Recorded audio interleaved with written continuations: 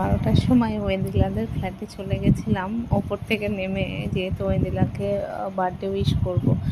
আর ও রাত্রেবেলায় পেস্ট্রি কাটবে বলেছিল, তো তারপরও নিজে থেকেই ফোন করেছিল আমাদেরকে, কারণ ও ভীষণ মিশুকে, ও সবারকেই খুব ভালোবাসে।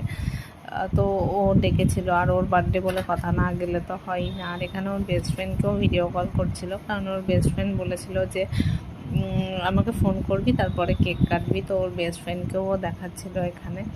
তো তারপরেই ও এখানে কেক কেটেছিল, এবং ও কেক খেতে ভীষণ ভালোবাসে, তাই ওর মাকে বলছে আমি খেয়ে নিই।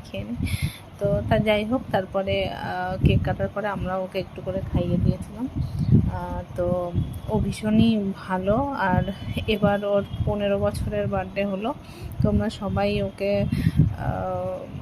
উইশ করবে, এবং ও যাতে ভালো থাকে, অনেক বড় হয়, সেটাও জানাবে।